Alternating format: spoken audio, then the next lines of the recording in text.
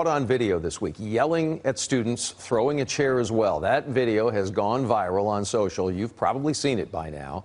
But our Olivia Leach today finding out it's also sparking a very deep conversation about the challenges that our educators are facing every day. You chose for me to be held to fire on you. What you do is I bring your my friend. I'm going through all types of I'm trying to be respected every day. Recorded on a student's cell phone, this 30-second video shows a Rowlett High School teacher at his breaking point.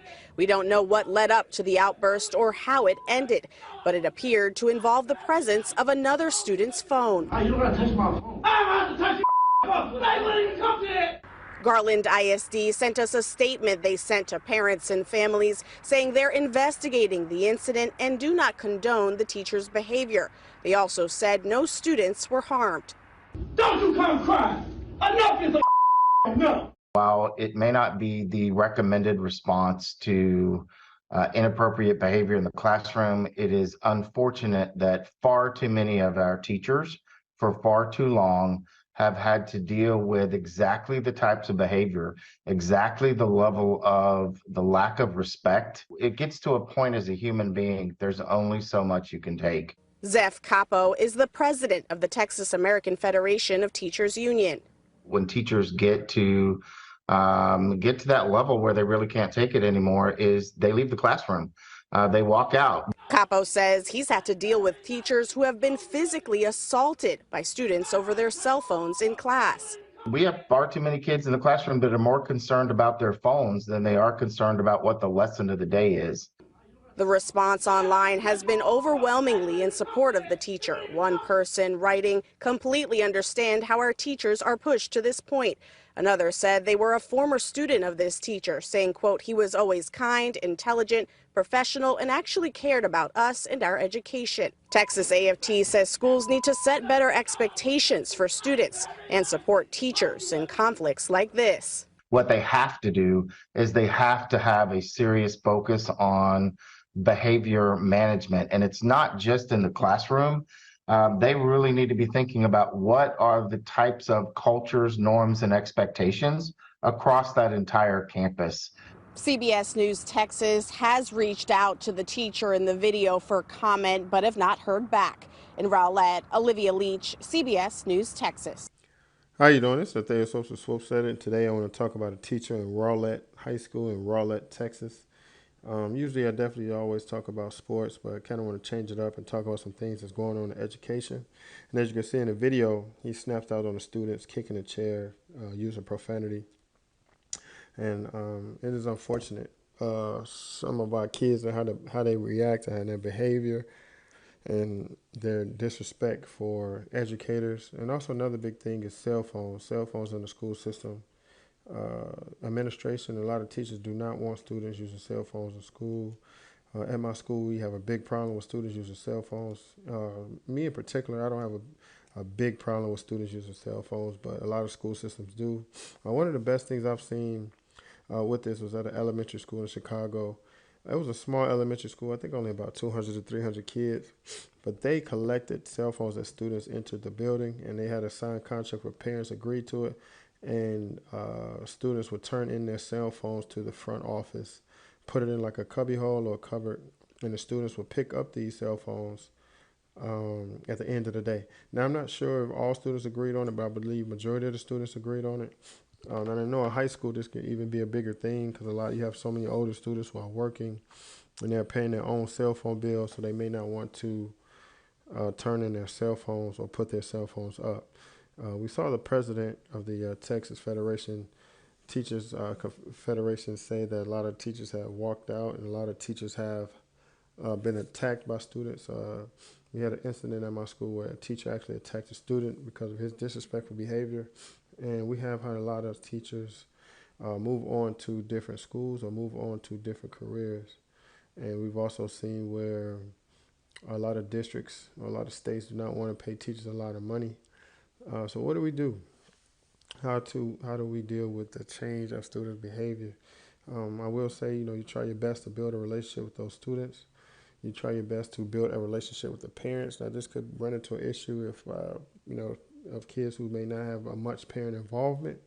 A good thing about my district is for the most part, there's a lot of parent involvement, and there are a lot of fathers involved. But I've been in trouble with this. Also, you cannot use profanity with students.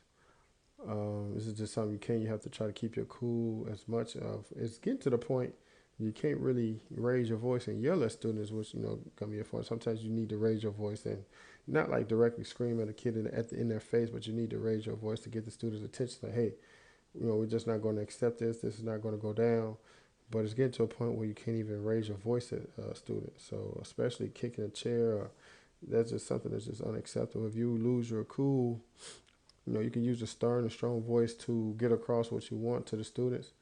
But the best thing is just, man, you gotta send an email out to those parents. Kid refused to listen, kid refused to do his work, and they just won't listen in class. You gotta continue to document. And it's really hard though, because it's even hard for me to continue to document. And maybe the dean doesn't respond, and maybe the principal or assistant principal don't respond. They usually don't respond to something big happens, like a teacher snapping out. Now everybody wants to respond. But the main thing is just to continue to document, call that parent, let the dean and assistant principal know. Because as you've seen, there was one student, when the teacher started snapping, the one student is there laughing. Like, this is entertainment to the students. And I'm not saying it's easy, because I have an issue as well. Sometimes I lose my cool, snapping and I'm cussing at students. But sometimes the best way is to just call security, maybe have them standing there for a minute, and maybe take a time and take a breath and walk out the class. But it's something that's not easy for me as well. Even though I've been teaching for 13 years, I find myself still losing my cool with a lot of students, cursing and using profanity, yelling and screaming. And this is something that I have to improve on, and it's something that a lot of us educators have to improve on if we want to continue this stage or move up to administration. So it's unfortunate that the veteran teacher lost his cool with the students. Hopefully he can continue to teach, and hopefully the federation and the teachers union and the district will stay behind him, and no issues will be brought upon him. But again, it is unfortunate. Hopefully, like I said, it's not reprimanded with a suspension or suspension or anything like that. Hopefully he can continue to keep his job, and hopefully things slowly work out with those students. You know what I'm saying? So teaching is very difficult. You know what I'm saying? It's not for the weak. Me as a teacher, I believe I built my confidence as a teacher because you had to teach a bunch of students, to teach 30, 40 kids in one classroom. But it's definitely getting harder. But like I say, you just got to continue to document, talk to the kids, build relationships, talk to the parents, build relationships, and try your best to do what you need to do. And it's even harder in the middle school, and it's even harder in the high school. But you build those relationships, I think things will slowly continue to get better. You know what I'm saying? We need more and more teachers, and teachers need to be paid more. So it's definitely one of those viral moments, but hopefully the rest of the school year could be good for this veteran teacher. Hopefully that student begins to listen. But what do we do about cell phones? What are your opinions on cell phones, students with cell phones? Do we allow the students to use their cell phones in the classroom? And I've always thought that maybe we need to incorporate cell phones in our curriculum. And how can we incorporate cell phones in our curriculum? Students want to use them anyway. How can we incorporate maybe them using certain apps to learn in class, certain things like Google Classroom is one, but how can we incorporate students using cell phones in the classroom to help with this huge problem of students having cell phones in their classroom? Again, this is the thing, folks are supposed to set aside. And again, just trying something new, talking about more education stuff. We'll continue to talk about sports. But please let me know what you think. Please let me know what your thoughts of the teacher losing their cool, and let me know what your thoughts of students with using their cell phones in class. All right, you all have a good one.